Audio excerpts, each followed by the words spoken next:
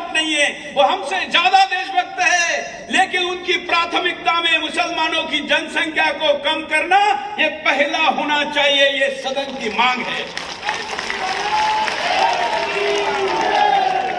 ये हुआ उन्होंने करने के काम, अब है हमने करने का काम। परिवार नियोजन कहा जाता है, तो परिवार नियोजन का मतलब क्या होता है? परिवार नियोजन का मतलब यह नहीं है कि 2 बच्चे। परिवार नियोजन का मतलब है कि आपका परिवार जितने बच्चों को संभाल सकता है। आज इस दिल्ली में जहां हम बैठे हैं, यहां पर 300-400 करोड़ रुपए की कोठी बंगलो होता है। 10 करोड़ रुपए की कोठी और फ्लैट तो यहां हजारों की संख्या में है, लेकिन बच्चे कितने? एक, वो भी विदेश में। जो पढ़ने के लिए जा रहे हैं वो भी उधर जाएंगे, वापस आने की संभावना नहीं है।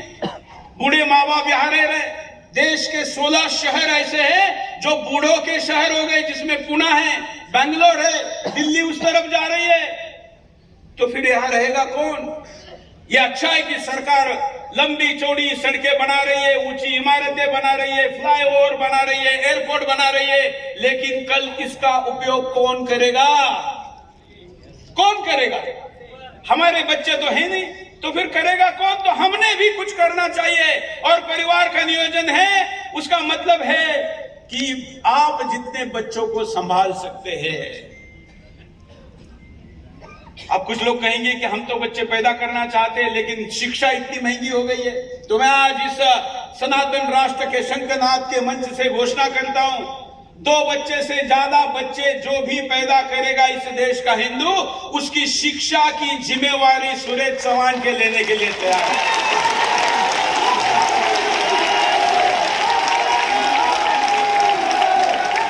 और इसके लिए महाराष्ट्र के नासिक में पहला गुरुकुल शुरू होने जा रहा है। और कल मैंने जब ये इच्छा व्यक्त की,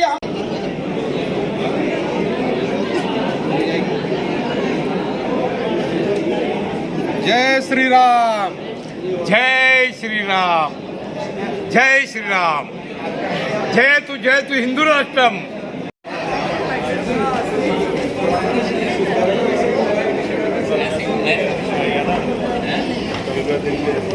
सर आप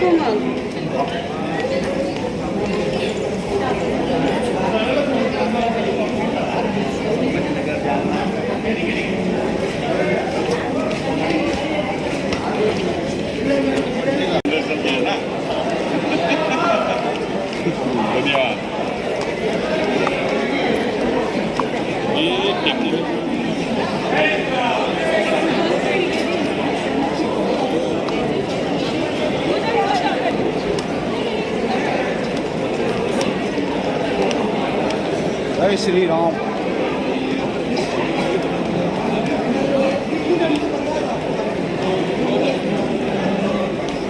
जय श्री राम।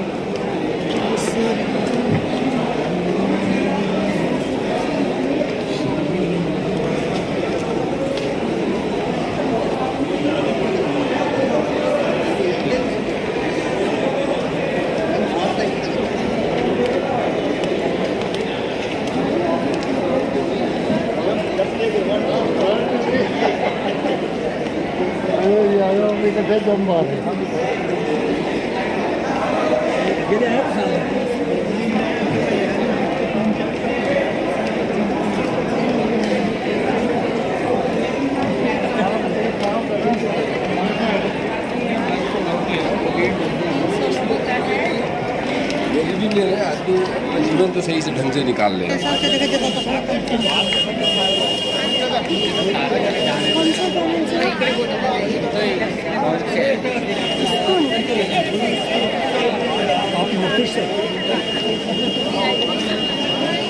मेरे डेली न्यूज़ पेपर से सर।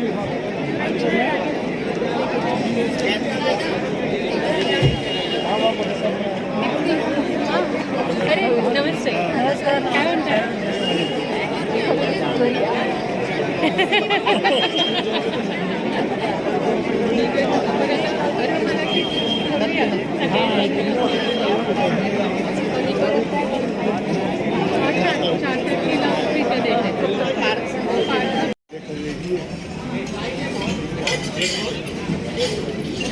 प्लेसेस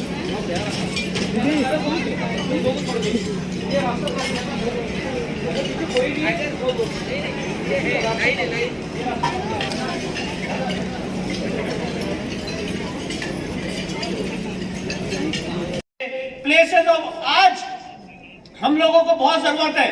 बिहार में सरकार बन रही है, अलग अलग राज्यों में सरकार बन रही है, केंद्र में सरकार बन रही है, पर सवाल यह है कि हमारी आपकी मांग क्या है।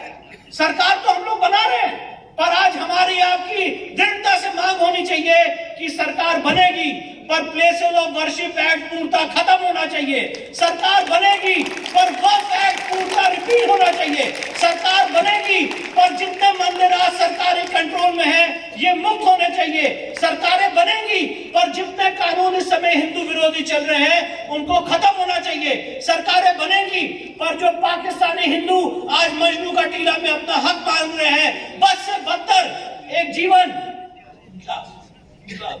जीवन जी रहे हैं, आज उनको कम से कम उनका न्याय मिलना चाहिए, उनको मेन स्ट्रीम में लाना चाहिए। ये सारे विषय हैं। हमारा आपका ध्यान सरकार बनाने के प्रति भी होना चाहिए और हमारा आपका ध्यान सरकारें बनने के बाद हमारी मांग क्या होनी चाहिए इसके प्रति भी होना चाहिए। अपनी मांगों को लेके हमें और आगे समझ के और आगे प्रबुद्ध रूप से आना है। समय की कमी है, इसलिए फिर से आप सबको प्रणाम करता हूं और एक बार मेरे साथ पूरी ताकत से अपने देवादिदेव महादेवा को हम लोग आह्वान करेंगे। नमः पार्वती पते हर हर महादेव।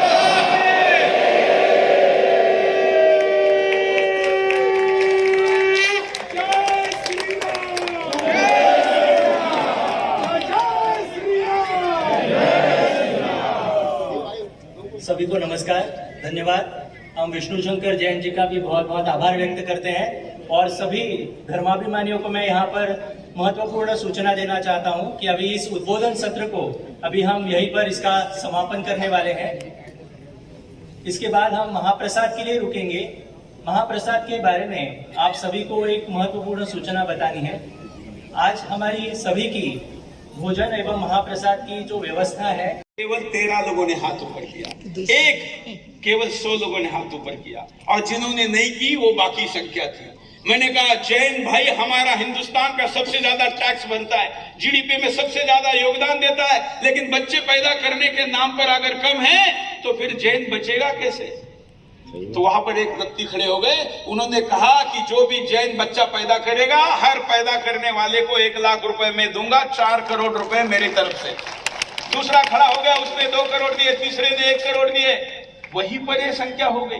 अगर हम इतनी बड़ी बड़ी कथाएं करते, इतने बड़े बड़े कार्यक्रम करते, इतने बड़ी बड़ी शादियां करते, हमारी शादियों में होने वाले विवाह होने चाहिए, बड़े होने चाहिए, मैं उसके विरुद्ध नहीं हूं, क्योंकि वो हमारा उत्सव है, इकोनॉमी है और वो चलनी चाहिए, उस पर निर्भर हमारी व्यवस्था जानी चाहिए।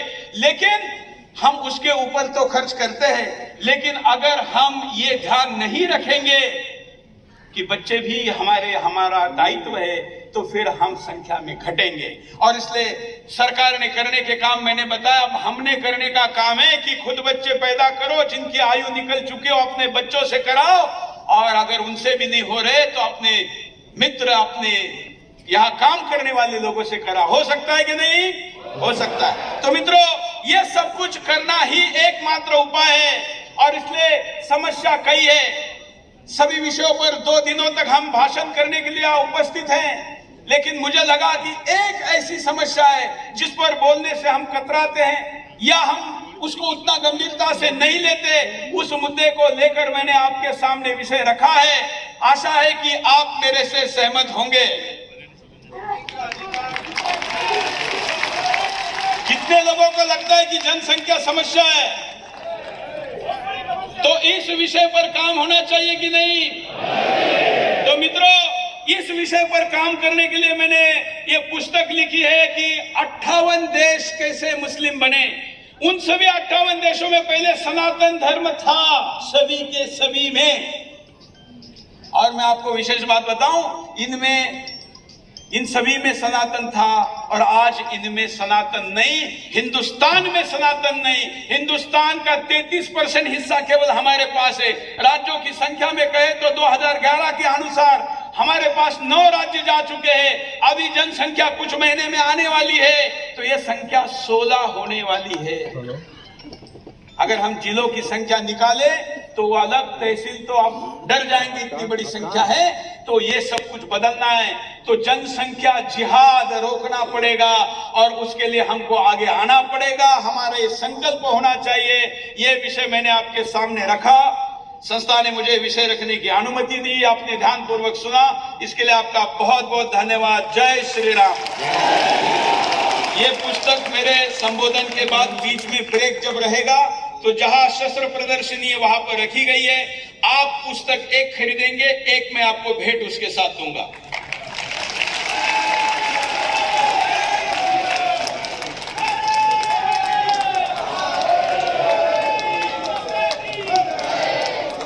व्यास दिखाने में आज 5 वक्त की बराबर वहां पे पूजा हो रही है। ये सारा एक यश पूरे सनातन समाज का हम लोगों ने इस न्यायिक संघर्ष से देखा। किस तरह से एएसआई का वहां पे 90 दिन का सर्वे हुआ और एएसआई की रिपोर्ट ने चीख चीख के कहा कि ये पूरा परिसर एक हिंदू मंदिर का परिसर है। किस तरह से आज श्री कृष्ण जन्मभूमि के केस में ये बात होल्ड हो गई कोर्ट के जजमेंट के माध्यम से कि यहाँ पे places of worship act, Waqf act लागू नहीं होता है। ज्ञानव्यापी के केस में सारी बातें होल्ड। अखंड नियंता सर्वेश्वर कल्कि का स्वागत करने को 5 सदी से मौन ये संभल हरियर हरियर बोल रहा है। आज हम सब लोगों ने देखा कि ये जो पूरा हमारा न्यायालयीन संघर्ष रहा पिछले विगत 2-3 सालों में अभूतपूर्व ढंग से ये संघर्ष को ईश्वरीय आशीर्वाद प्राप्त हुआ। जिस तरह से ज्ञानव्यापी के पूरे परिसर में सर्वे हुआ, उस सर्वे ने सारी परतें खोल के रख दी, सारे सबूतों के भंडार लग गए। किस तरह से वहां पे संस्कृत के श्लोक हैं, किस तरह से वहां पे कटी हुई मूर्तियां रखी हुई हैं, किस तरह से उसका वेस्टर्न भाग, पश्चिमी भाग ये चीख चीख के कह रहा है कि एक हिंदू मंदिर का परिसर है।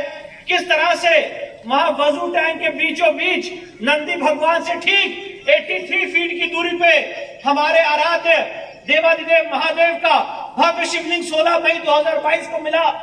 ये सारी दुर्लभ घटनाएं हम सारे लोगों ने अपने समक्ष देखी। उसके बाद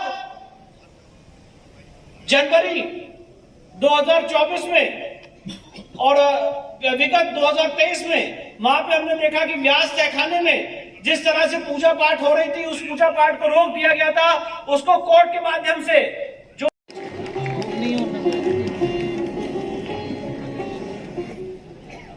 यह ग्रंथ बिक्री हेतु प्रदर्शनी में उपलब्ध है।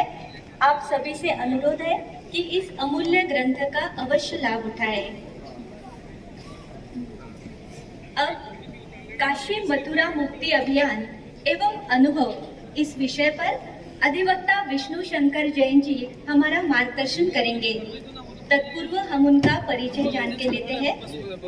अधिवक्ता विष्णु शंकर जैन जी सर्वोच्च न्यायालय में कार्यरत एक प्रखर हिंदुत्वनिष्ठ अधिवक्ता है।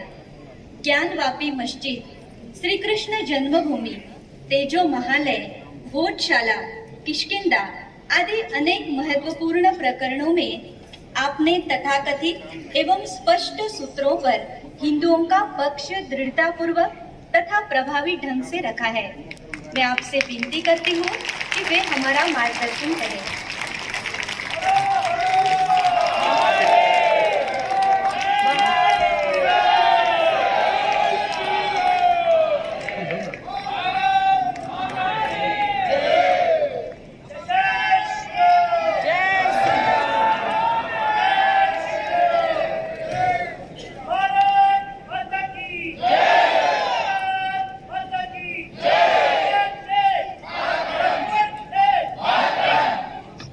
धर्म संस्थापना के देवता भगवान श्री कृष्ण के चरणों में मेरा नमन।